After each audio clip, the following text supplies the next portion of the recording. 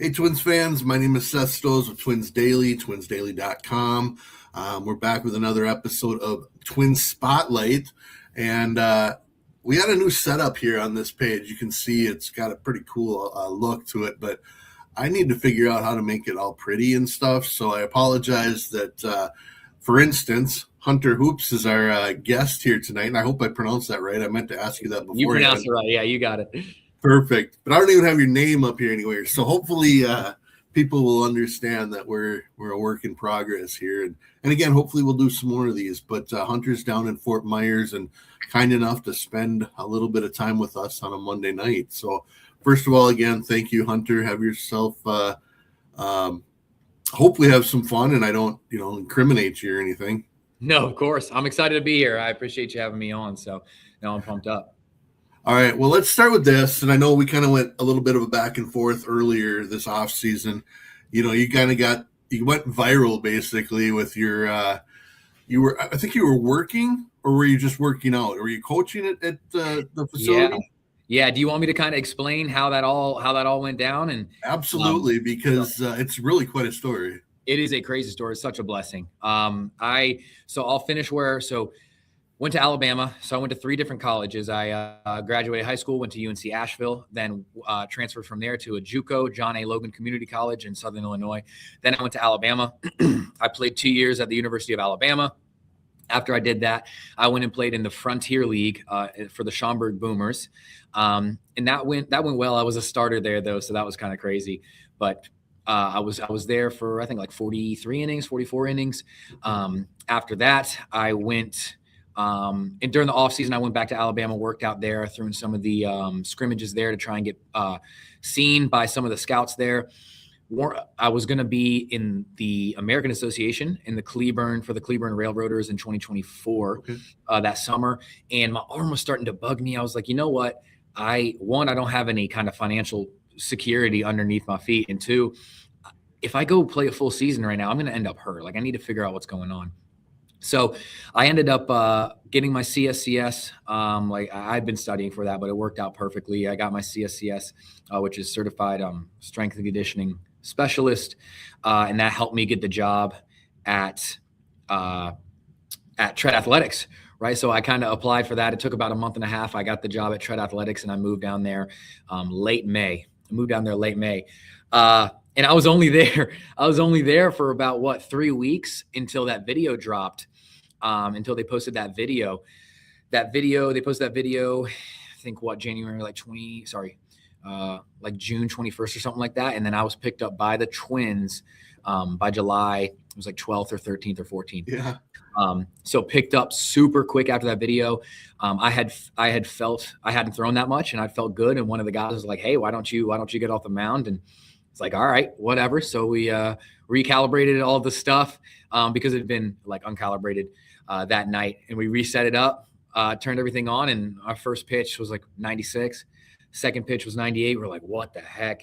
Next week, I hit 100 for the first time, and then on June 18th of 2024 was when that video, it wasn't posted, but when I threw on that Tuesday, and yeah, it was crazy. Through the 107.5. Right? Because going into it, we knew the world record. What's his name? I forget. It was done at Driveline. It was 107.8. And going into it, we were like, what if I'd taken like an Advil, and I'd drank like a Reign and a Red Bull. I mean, I was fired up. I had so much caffeine in my system, and I was like, let's go crazy. And ended up trying to beat the world record, but I forget his name. I think he's on the Cincinnati Reds now as a coach. He has the record of like 107.8 for hardest thrown ball ever. At least that has been recorded. So we were trying to go for that. That didn't work out. I tried. And then one of the head guys at Tread was like, hey, you need to don't try again. You're kind of like, just throw a few pitches, throw 15 pitches off the mound, and then cut it, because you may get picked up off of what's going on here. So then I pitched, and yeah, crazy. What a blessing. I mean, the Lord was with me on that day. And no, it's been incredible, the journey since. And then there you have it. I was in Fort Myers a month later. That's the thing is, we were talking a little bit beforehand, and I always like to tell people that prospects and minor league development is anything but linear. Very rarely does a player's trend line just go up. Well, yours is about as circuitous as it gets. And And to me, that's a great story. But one thing we'd have talked about is, I had questioned the baseball and if it's all exactly the same as like a regular game ball. And obviously it's not a game situation by any means, but the ball itself is the same, right? Yeah, it's a 5-ounce baseball, but what I will speak for is I've had this problem in my past, and I know a lot of guys that have this problem where you get into a facility setting and you get very confident there, and you can throw hard indoors, but when it comes to the game setting and a guy's on first base and you got people stealing and you got people like you have the field aspect of it, it's no longer tunnel vision. You have a whole field in front of you. A lot of guys can dip in velo like that. I mean, how many people have you seen on video throwing really hard at an indoor facility, and then they get outdoors and they may dip? And I've had that problem. I've had that problem pretty much my whole life, but it's gotten a lot better. Praise the Lord. It's gotten so much better.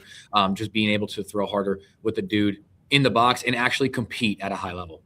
Well, that was kind of my question there. It's a good point in that obviously – people watching this have probably seen the videos, and you're taking like 8 steps, coming up with a big crow step and throw.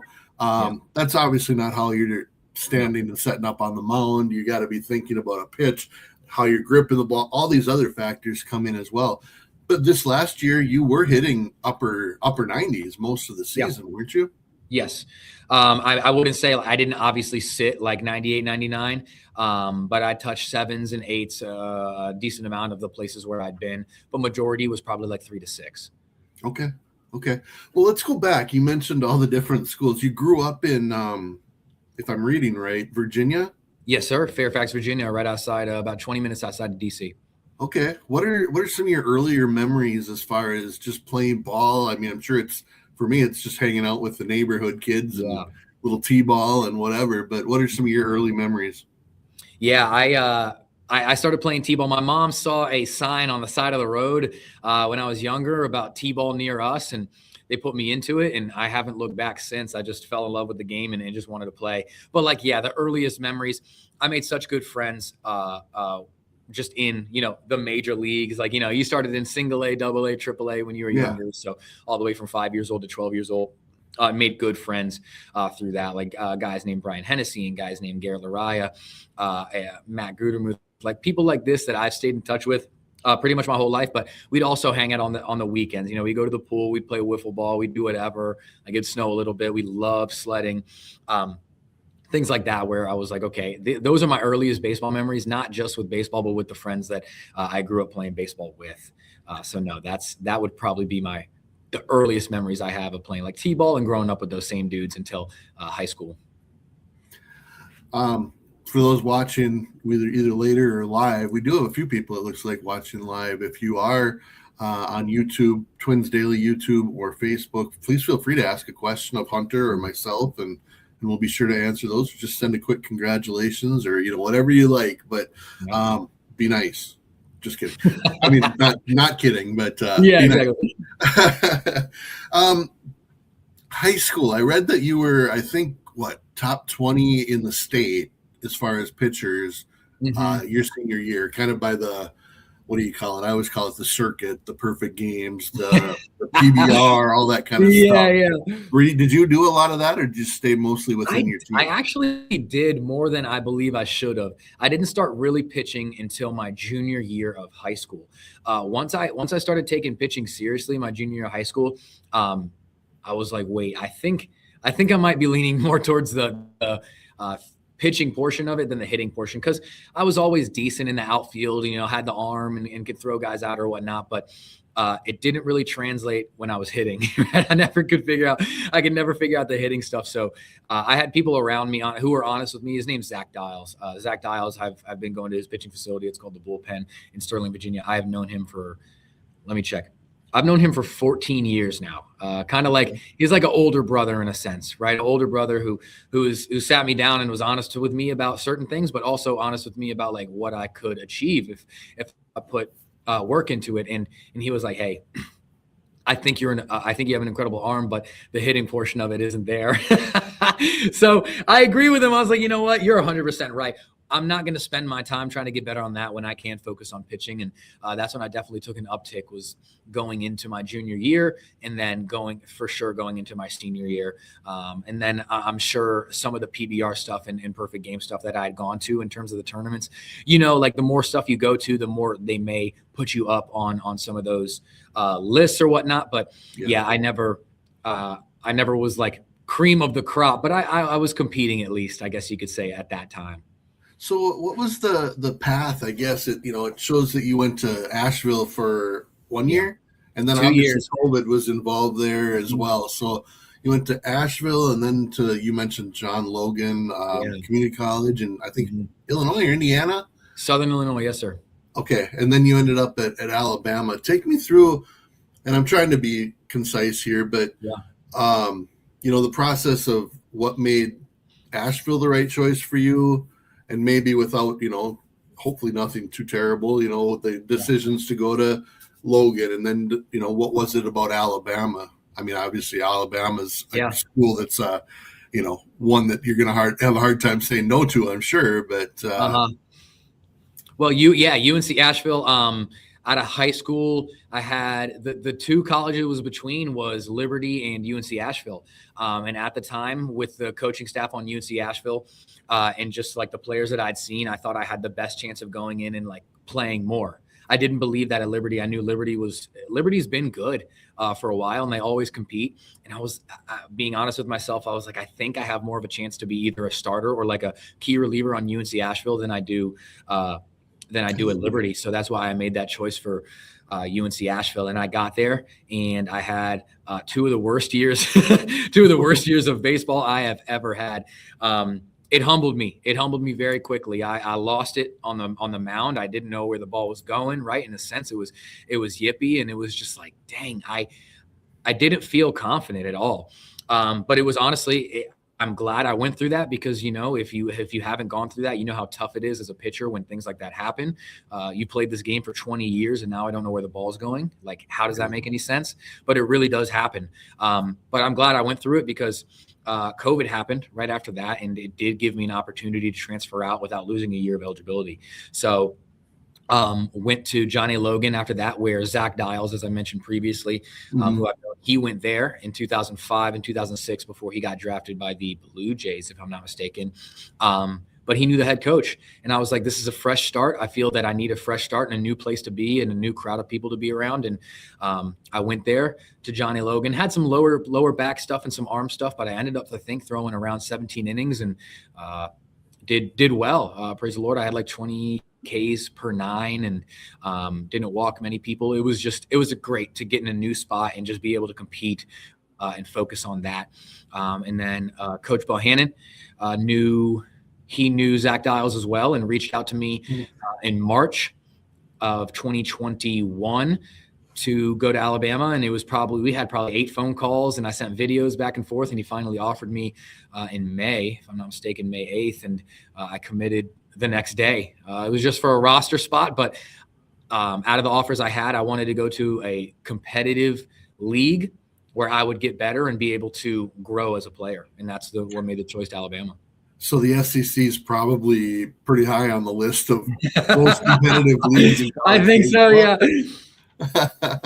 All right. It looks like you pitched 2 years at Alabama, both on the bullpen. Some pretty good numbers, 2.5 or 2.25 ERA, 3.5.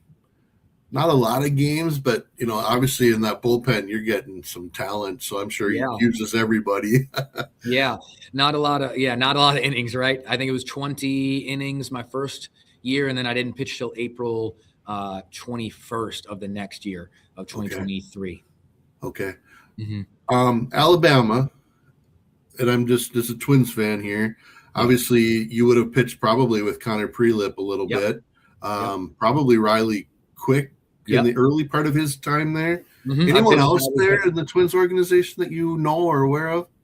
Jonathan Stevens is here right now. Jonathan Stevens is here right now, but I play, Riley Quick and Connor Prelip are the two guys that I actually was teammates with. I was pretty much locker buddies with Riley Quick. He was right next to me. And then Connor Prelip, I was pretty close with him at Alabama, and we're still close here.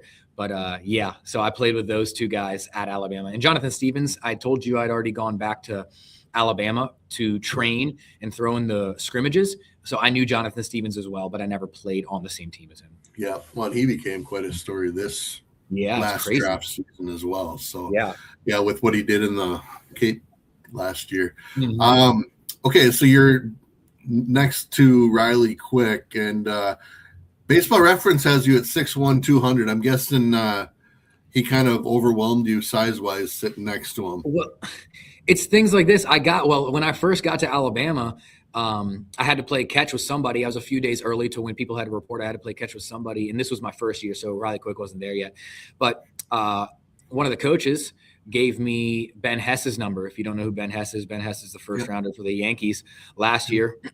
And I get his number. I play catch with him. I'm like, dang, this guy's a big dude, you know? So I finished playing catch with him. We barely even talked. I finished playing catch with him. It's like, so, you know, what JUCO did you come from? Or like, what year are you? It's like, no, I'm a freshman. What the heck? I said, you're 6'5", like 240. What do you mean you're a freshman? Right. And that was the same thing. That was the same thing with Riley Quick. He gets in. I'm like, where did this JUCO guy come from? Like, this guy's a JUCO bandit for sure.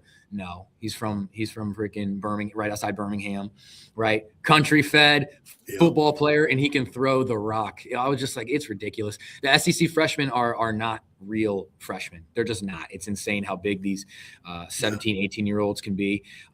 So, yeah, I would see some of these guys like, dang, you know, how – I mean, you are playing the wrong sport. We need you on the basketball court or we need you on the football field, right? Like, I do not know what's going on.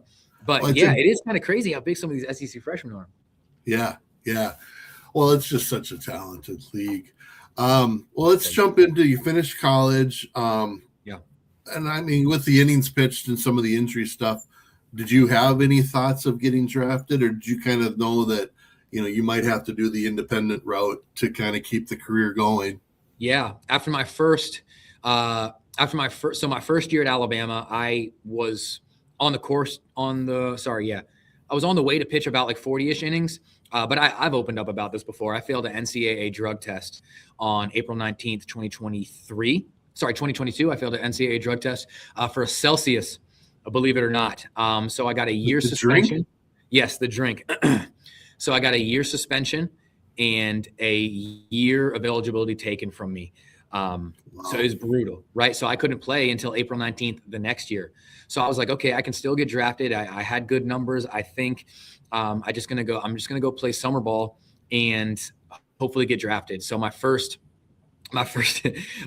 outing on June 3rd, 2022 in the Valley League for the Woodstock River Bandits. Yeah, Valley League. I was in the bullpen, and I kid you not, in my first pitch in my bullpen, I felt a huge pull, boom, on both sides of my shoulder. And I was like, it didn't hurt, but it didn't feel good. And I ended up pitching that night. It didn't go too hot, and I had no velo, and I'm like, what the heck is going on? I wake up the next morning, and my shoulder was toast. So with that being said, I kind of – meaning pain, or like a sharp pain, or was it dull? It was like a dull-ish, sharp-ish. It was in the middle. I would say achy pain down both sides of my shoulder. In a sense, I blew out my shoulder. It wasn't a tear or anything like that, but I needed a posterior decompression. So three months of rehab that did not work. And Brad Bohannon, the coach at Alabama at the time, the head coach, he graciously allowed me to be back on the team. Knowing that I would not be able to pitch until all the way down the stretch in the SEC play. So allowing me to come back on the team was a blessing. And I was able to get surgery. So I got shoulder surgery August 30th, 2023. And good grief, 2022. And recovered and was able to play that later in that 2023 season. Okay. Mm-hmm. Schaumburg is in the Frontier League now. I know they've got a lot of talent that ends up getting signed as well. But, you know, again, your story is more of the viral video thing, I think, than necessarily somebody seeing you in Schaumburg. Mm-hmm. So what was that conversation? Now we jump back to, you know, the people said you might not want to throw too much more because teams are going to start calling. Yeah. What was the next step? You said you were signed within a month, but were a lot of teams calling? Did you have an agent even at that time, or an advisor or anything? Yeah. So, but sorry, to answer your question before, I thought I had a possibility of getting drafted, but I didn't think that it was going to happen just because of the limited innings I had. So that's why I chose the Frontier way, the Frontier League to play in. And then, speaking of what you just said, right, I get to tread, and I have the video happens, and a few teams reach out, and they reach out to a guy named Tyler Zombro, who's now, I think, if I'm not mistaken, the special assistant to the GM in the Cubs org. So I worked with him at Tread, and I've known him for a while. He's from the Northern Virginia area as well. But teams reached out to him. The Chicago Cubs reached out to him, and I threw for them. So the video dropped on Friday, and I threw for the Chicago Cubs on Tuesday in the morning. He called me on Tuesday in the morning and said, "Hey, can you pitch?" I said, "Dang, I did just hit a like a huge upper lift with my guy Tyler Germanowski the day prior, so I was really sore." But he was like, "Hey, can you throw?" And I was like, "Yeah, I can throw. Like, what's going on?" He was like, "Well, the Cubs are going to be here in 5 hours. You're going to have to throw." I said, "Dang, okay, let's do it." So that was insane. I threw for the Cubs on 5 hours notice, and the pen went great, but they didn't end up signing me. And over the next week, the Yankees actually reached out, but only because you won't believe this, only because of Carlos Rodon. So Carlos Rodon texts me, right? Listen to this. My distant third cousin, his name's Ethan Hackelrod.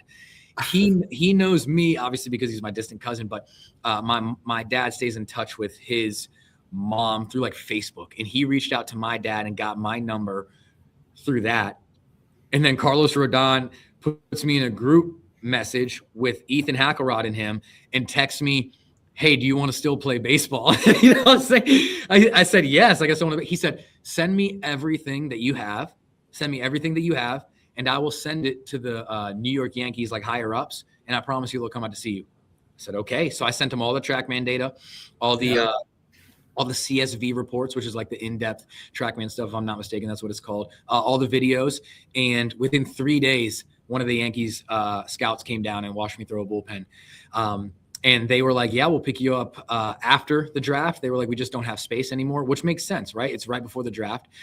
They had no space. And then my agent had reached out to all 30-ish teams and had 15 responses. And the Twins and Phillies were the last ones. And the Twins were the only team willing to pick me up before the draft. And their model of pitching fit my style of throwing the best. And we were like, I think we should do it. And I signed with them I had to pay them to sign me. You know what I'm saying? I was going to say, do you get a free flight, or do you I got 500 gas? Right? I got $500 and it got taxed. Is that even legal? I don't even know. It shouldn't be. Unbelievable. You get into a whole discussion on that. Yeah. But yeah, so I mean, it's just I just needed to get my foot in the door. I don't care about the money. I mean, it's a blessing just to be able to play, and praise the Lord, I'm down here, and that's why I signed with the Twins. And again, anyone listening live on YouTube, Twins Daily YouTube, or Facebook, please feel free to ask a question if you've got one. We'll continue the conversation. It's been fantastic so far, and hopefully we got even more positive things to talk about going in the future here. But I know that teams, it must have been maybe 2 or 3 years ago, where they limited the number of domestic players an organization could have. So that does make sense. Their teams are going to want that as full as possible when they can. So if the Twins had a spot and were willing to do it, perfect. You mentioned a little bit more philosophically. What were some of those things you were looking for? I mean, technology-wise, certainly Alabama has everything. I'm sure the Twins have most of what they had, if not more. Yes. Was that part of what you were talking about, or was it even more of a, just how you want to throw, or who did you talk to? Coordinators or scouts? Yeah. So at least from what I was told, it was like every team has their style of pitching that they like. And in terms of the Twins, right, they wanted guys who have like a high vert fastball, who are throwing hard. My splitter was it's still a work in progress, but definitely an outlier pitch for me that helps me get out of at bats, and then a hard slider that I needed to develop. But it's so easy to develop pitches nowadays. My slider was honestly not good when I signed with the Twins, but I just needed a few weeks and a few adjustments with a few coaches, and boom, I completely changed the slider, and now it's a lot harder, and I can throw it much more accurately, and that's kind of the style that they were looking for. And obviously, it's not like they want cookie cutter molds of every pitcher. Like, you want deception, you want different kinds of pitchers. But for what they were looking for, I think I fit that mold for the most part. And yeah, it was like, okay, if that's the case, let's go with the Twins. It's not like I had much choice, anyways. But definitely going to go for a team that is willing to pick me up before the draft. That means, one, they have some faith in what they see, and I'll have a longer leash, and hopefully I can make a difference when I get the chance. And that's what the overall. When you've got options, there's always got to be that one thing or something that, pulls you over the top. And if it's them being willing to sign you 5 days earlier, that can Crazy, be a big deal. Yeah, seriously. Yeah. It was 2 days. The draft started the next day. Oh, the draft, okay. The draft started the next day I signed. That's crazy. Wow. That never happened. So 2024, then you're talking what, early July? Yeah, July 13th, July 14th I signed, yeah. And you didn't pitch. I think the FCL season is pretty much over right around then, and I'm sure the guys that are playing already will get the rest of those innings and stuff. What did you do the rest of that season? I needed to get acclimated and everything. Yeah, get acclimated, get comfortable with like what was going on, figure out some more of a slider, as well as just build up volume. Like, I had not thrown a ton for like the last year and a half, right? And I didn't have a steady, I guess you could say, diet of volume and a threshold for me to reach. So that was the goal. It was like, okay, let's get on a schedule finally, because I've been working, and then I would train, and then I would train, and then I would work, So getting on a steady volume throwing program was huge for me. And then I brought that into the off season at Shred, where we continued. And then I showed up to spring training the next year. So 2024, at least having like a base under me of some decent amount of throwing. So that was what we were getting. We were getting ready for the off season and building into the spring training to get ready to go. I mean, it kind of even goes back to your college days. You only had so many innings that they're not just going to want to have you throw 50 right away. Exactly. Yeah, exactly. So no, they were extremely smart with that, and definitely took their time, and was ready to go when I got back to spring training for sure. Yeah. Let's see. You turned 25 right before the season started, kind of right about when minor league spring training started. And what I like about the Twins is they're not just going to throw you into AA just because you're 25. You got a handful of games in Fort Myers, probably 15 games or so. And I've got the dates up here just because I was curious. You were in Fort Myers for basically 2 months. Yes, sir. And then you moved up to Cedar Rapids at the start of June, and you were there for 2 months with getting promoted. And I guess your first game in AA Wichita was July 31st, and you spent essentially 2 months. Well, that's a month and a half or whatever there. Yeah. Well, how did you feel about that progression throughout the year? I like I said, I think sometimes guys get thrown in a couple levels beyond where they necessarily should be for whatever reason, and I think it seems like it was a good progression for you.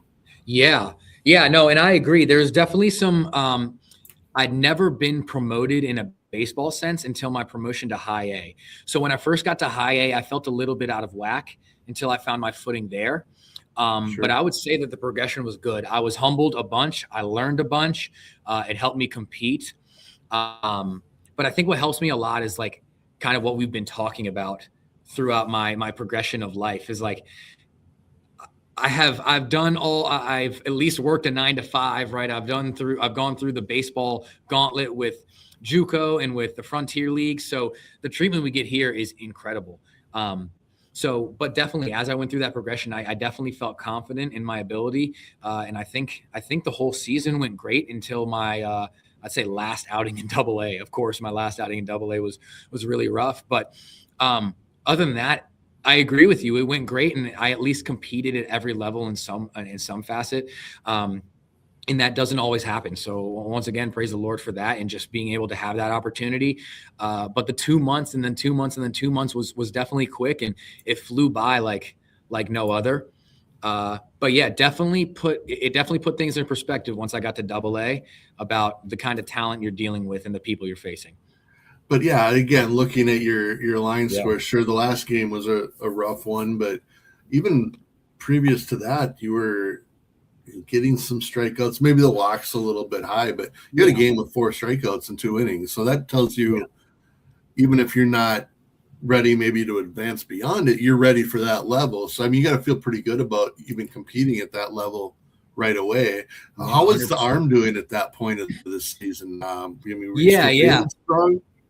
Velo had dipped a tiny bit, and then it ticked back up towards the end of the season because we changed up some of my arm care stuff. But once again, this is the first full season of baseball I had played in 3 years. I was definitely fatigued, and not just a full season in college. Like, this is a full 140 whatever game season in low A, high A, and AA. So definitely fatigued, but was able to build back up towards the end of the season. And the walks had to do with the fatigue for sure. As well as probably just like a little bit change of scenery in terms of what was going on. But yeah, you're right. Like, I did feel good about being able to compete at that level and didn't feel like I was out of my element in any way. For sure. At what point did, whether you got a call or your manager told you or whatever, did you start to hear about the Arizona Fall League, or did you just get asked one day? Yeah, I got a call. It was my 3rd day in Amarillo right after I got called up. Literally right after I got called. No, it was my first day. First day in Amarillo right after I got called up to AA. I'd flown in. I slept the night. I woke up, and then on my way to the field that day, I got a call from Tommy Burgens, who's our director of pitching.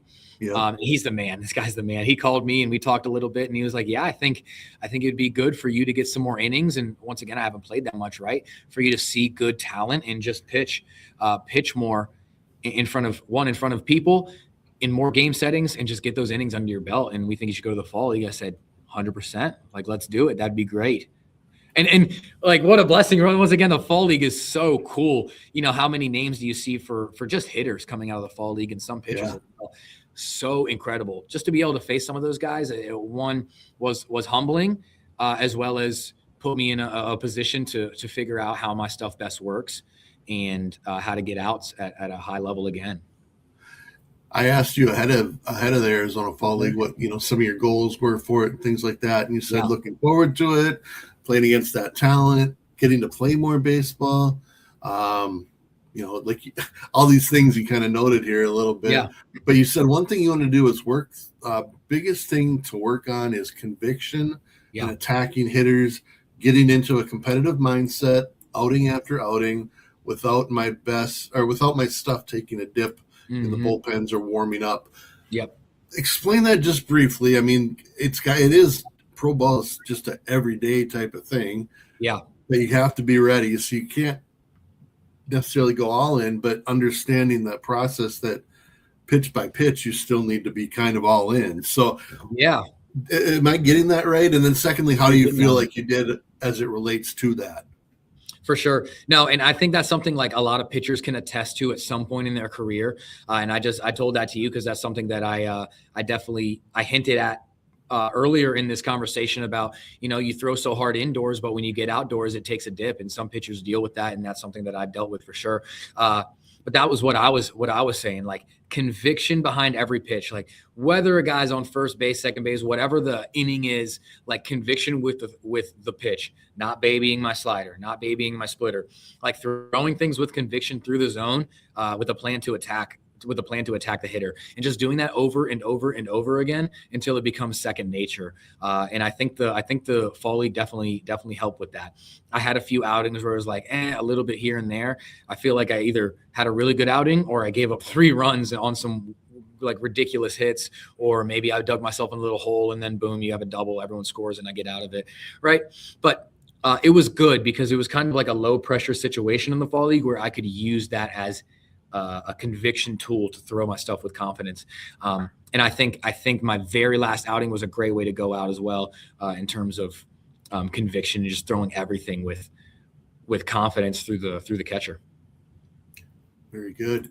Yeah. Last few minutes here. I don't want to take up too much of your time. We're already at about 35 minutes when I said, well, maybe 20, 25. You're good. You're good. I do appreciate it.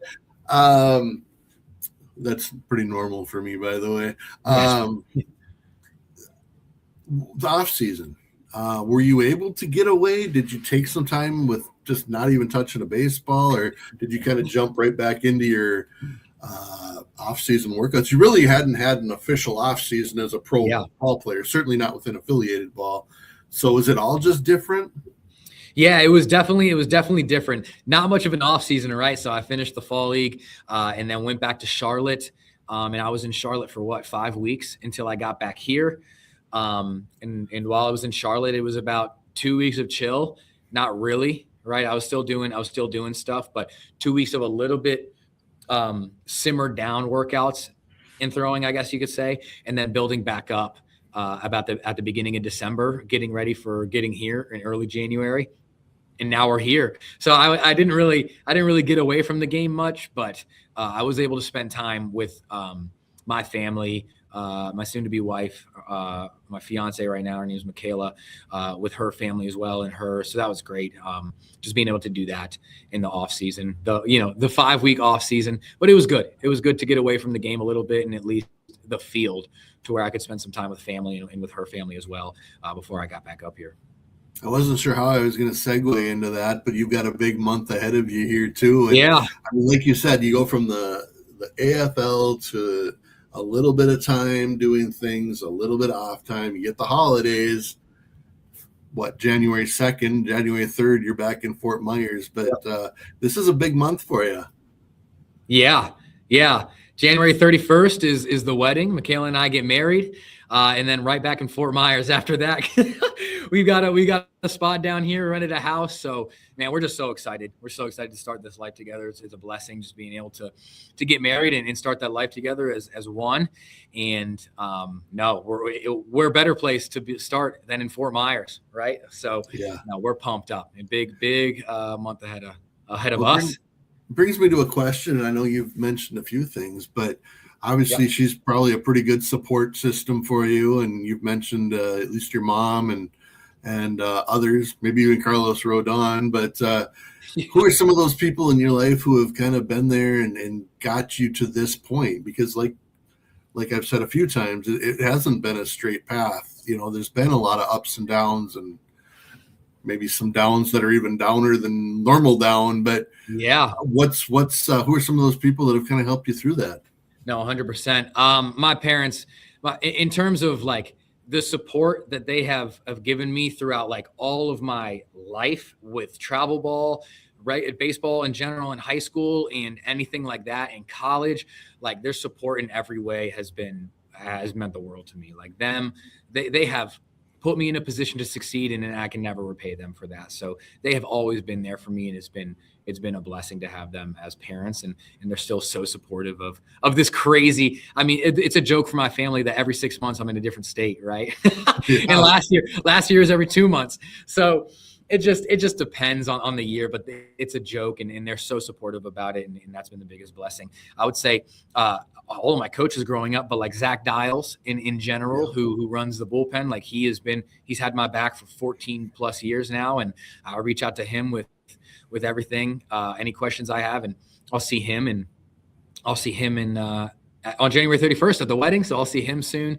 All of my other family, especially Michaela, as time comes up to the wedding, but she has been such a good support just throughout baseball, just being like a shoulder to lean on and someone to come to when things may not be going your way, right? Somebody who's there for me and supports me and actually wants me to achieve my dream, but is also, honest with me about things, and we can have honest conversations about that. So she's been there for me for sure.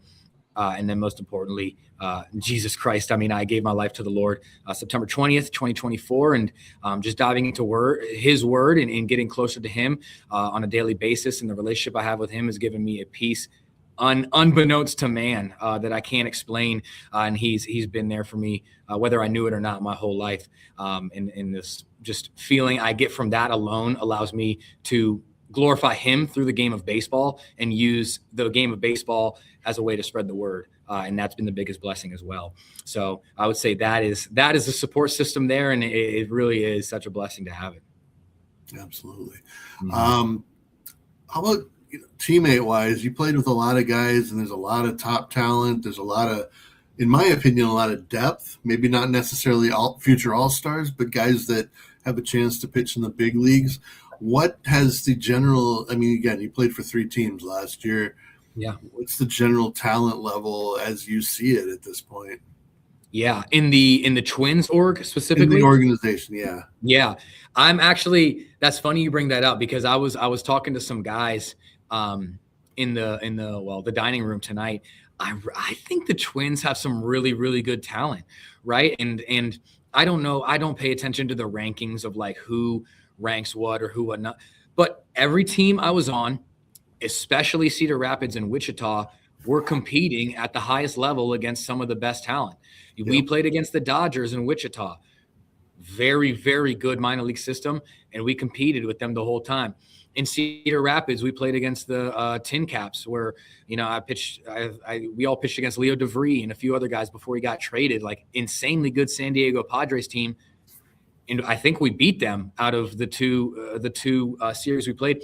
So I think we have a lot of good, promising pitching. I think we have a lot of good talent on the hitting side.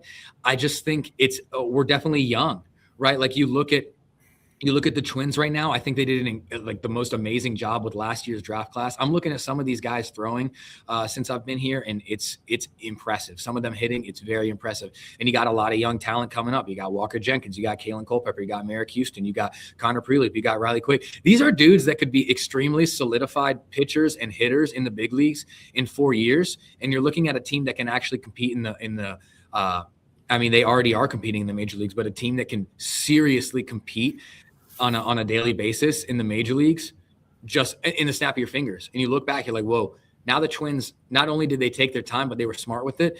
And they have a seriously good competitive team in the major leagues. And I'm pumped about it. I'm pumped to even be in the thought process of possibly getting there. Right. Once again, praise the Lord for that opportunity.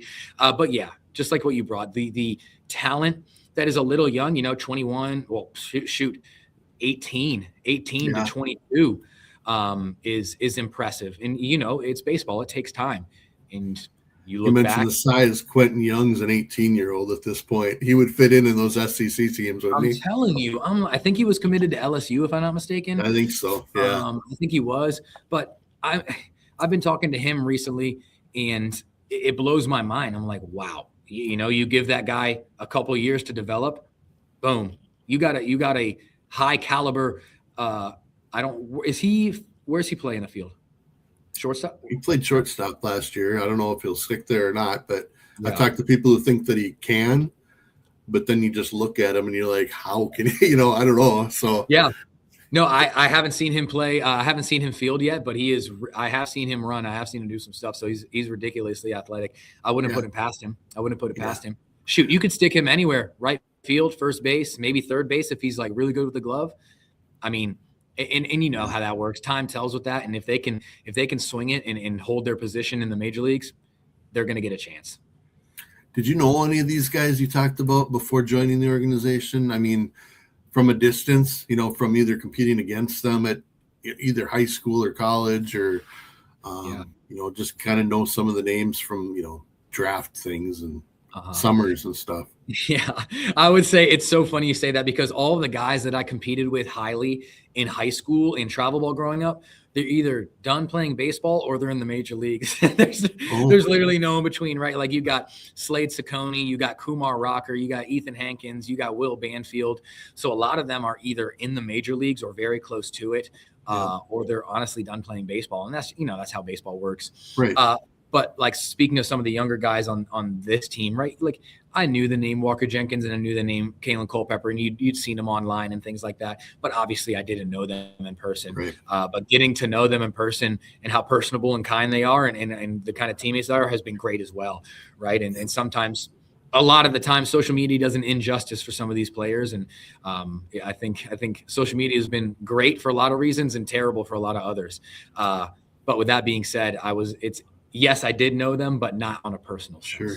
And that's one big reason why I like doing these types of interviews, because it makes Hunter Hoops more than just a player and a box score and a stat line. You're a person, you've got a story to tell, and they're all unique. So to me, that's a lot of the fun part. And you realize that a lot of these guys are just like the rest of us, just happen to be really good at throwing a baseball or hitting a baseball or whatever it is. So, Exactly. yeah. Well, the people talk about me being the optimistic Twins blogger. I should probably have you write for Twins Daily or something, just because then I can not be the overly optimistic one. Because that was a really impressive review of the organization. But you mentioned one thing, and that's that there are opportunities. I don't know if you've mentioned it, but we talked about it before. There's opportunities on the big league roster right now. And with what you did last year and kind of where you were to end the season and the trajectory you're going on, I mean, there's bullpen spots open in 2026, even right from opening day. And I don't know if that's a realistic expectation, but hey, it's a long season. And, have you let yourself kind of take a step back and say, what are my goals for this upcoming year? Has the big league opportunity? I mean, it's always in the back of your head, right? Yeah. But has that kind of crept in at all? Or are you trying to avoid that? Yeah, in somewhat of a way, it creeps in a little bit, right? But like, I feel like once you start to dwell on things like that, in a sense, it starts to take over, and you start to almost get kind of clenched up in a sense of, I need to do this, I need to do that, instead of having fun. Like a year and a half ago, I'm working a 9 to 5, and now I'm able to play for the Wind Surge. Like, Are you kidding me? So yeah, taking a step back, not only to like think of the possibilities of being in the big leagues, right? What a blessing that would be, but also appreciating where I was and where I am now. And just thanking the Lord for that opportunity, right, has been incredible. So yeah, in a sense, I love to set goals, and I think everyone should set goals, and it's a goal of mine 100% to play in the major leagues at some point in this year, if not the next, right? But that being said, if I get too fed up on that goal and it starts to become almost like an idol in a sense, then I stop having fun playing baseball. So I think, and I have this conversation with so many pitchers about that. It's like, I need to continue playing the game that I played when I was a younger kid. Obviously it's a career now and I'm getting paid to do it. But I still need to have fun doing it, because it's game over if you take it as I need to do this and I need to do that, and if I don't achieve this, it's over. If I don't, right? Like, not There's putting enough pressure in it without doing that to yourself. Yeah, it's a lot of pressure, right? Like, a lot of people think I'm going to go out and do the same thing they see in the video, when that's just not realistic, right? I want to compete. Obviously I want to throw hard, but I want to compete at the highest level I can and do what I can to make it to the major leagues, to help the team to get to that next point in whatever the organization does, right? And I would say that's the goal in terms of me taking a step back and just appreciating where I was and where I am now, and also the possibility of being a Major League Baseball player. Very cool. And I think we'll leave the baseball part there.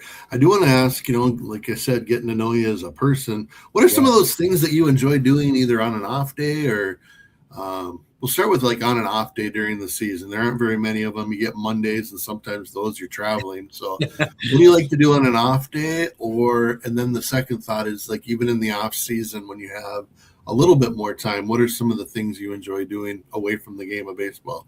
Yeah. Growing up, I always loved the weightlifting portion of things. That's what I went to school for. So anytime I can and this goes hand in hand with baseball as well, but anytime I can get the chance to lift or to study in that sense, I love doing that. Reading the Bible now, 100%, trying to do that as much as possible. So obviously the Bible, I've been reading Mere Christianity by C.S. Lewis, and have read some stuff from and about him. So that's some other things I like to do. If I'm in Fort Myers, man, I love the beach. And I love when I'm away hiking. I love hiking, especially in Arizona for the Fall League on the off days. I mean, I'm going to Sedona. I'm going to the Grand Canyon.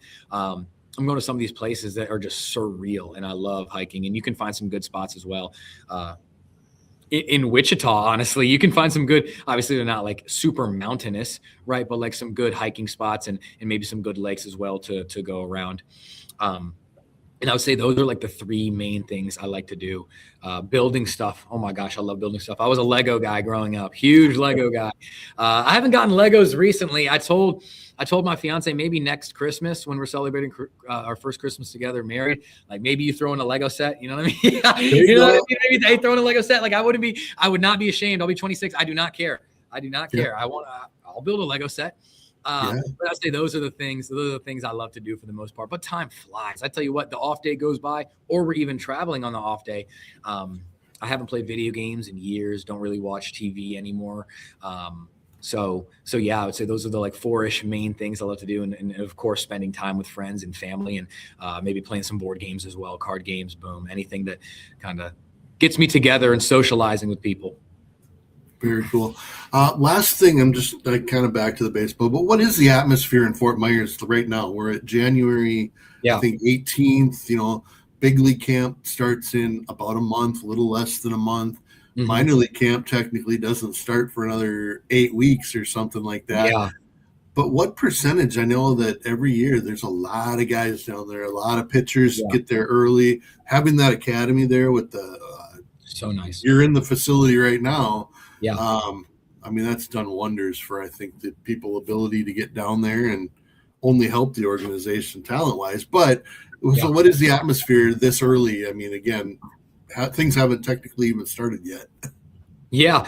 No, the atmosphere, it's kind of funny you bring that up. More people are here than you would think. A lot of the Latin guys are here as well, whether that be from Venezuela, the DR, Puerto Rico. Like a lot of them are here as well, hitters and pitchers both. A lot of the rehab guys as well. And then some of the even like major league dudes, AAA dudes, AA dudes, they're here getting their work in. You come here, you can sleep in the facility, you can eat downstairs 3 meals a day. Like, I mean, what else could you ask for? You know what I mean? You literally walk over to the fields. I mean, it's a joke. It's ridiculous and it's awesome. So why wouldn't you want to be down here? And it's also good to be around all of the athletic trainers, all the coaches, all the staff. Like, you're showing face, right? You're getting to know them more on a personal basis. Like, they can help you out more. They tell you what they want to see from you for you to climb the ranks. So in my opinion, who wouldn't want to be down here? It's also warm. You know what I'm saying? Like it's warm and it's nice. It's nice. So I say that it was like 40 degrees today, but for the most part, it's warm. With that being said though, it's just such a good opportunity for guys to get in the right spot. Granted, it is really early, I guess you could say, before spring training, but all the guys are down here. I mean, playing pool, playing board games, playing whatever. It's great. So the atmosphere is high and they're ready. Yeah. They're just having fun, building team camaraderie, and getting ready to attack the season. Yeah. I mean, when you think about that, when you're in those days in July and August, everyone's dead tired, but you also realize that the guy over there has been in Fort Myers since mid-January too. You realize you're all in this together. Mm-hmm. And by the way, I'm looking at my clock here, and we're almost an hour. But the thing I'm really looking at is, I live right on the Canadian border in Minnesota, and it is minus 11 degrees Fahrenheit right now. Yesterday was a blizzard. We got some snow, so 40 sounds pretty nice if you ask me. That sounds nice. Hey, I can't take it for granted. It's going to be 85 in 2 days. Negative 11 should be illegal. Do you have to start your car with like a fire? Like you have to put a heater on your car? I know that my mom lived in Alaska and said they had to put heating mats on top of the cars sometimes so that the engine would even run. I've heard of that. A lot of the cars here have block heaters, so you can actually plug them in and get that going. But yeah, I mean, you're kind of just in the elements, and hopefully you got a garage that keeps some of that out. But it's not easy, but you don't have to worry about that. Summers are nice. Yeah, that's right. That is right. Now, I heard the summers in Minnesota are beautiful. Yeah. I mean, hopefully you get to find out here soon, even this year or the next year, whenever that happens to be. But again, thank you so much for sharing your time and your story. I think it is inspirational, and whether you get to the big leagues or, top out at AAA or something, it's already an incredible story. But we're certainly cheering for you to get there. Praise the Lord. I appreciate that. Thank you very much. Well, no, it's been awesome being on here. Yeah, I know. 54 minutes now? I love it. Well, good. No, I appreciate you. I appreciate you having me on and allowing me to just, share my story and speak a little bit about what I've been through and what the Twins are up to. So I really appreciate that. I appreciate that as well. Maybe I'll use you to recruit other players to come on here. Anyway, with that, I thank you very much, Hunter. And thanks to everyone for listening. And again, check out Twins Daily, twinsdaily.com. Lots of stuff going on. Twins Fest this weekend, Twins Daily Winter Meltdown. If you go to Twins Daily, you can see our first guest has been announced. That's LaTroy Hawkins. I think tomorrow our second Twins guest will be announced on the site. So be sure to check that out. Without further ado, thanks again for listening. And as always, go Twins. Go Twins. Appreciate you. Thank you. You bet. Thank you.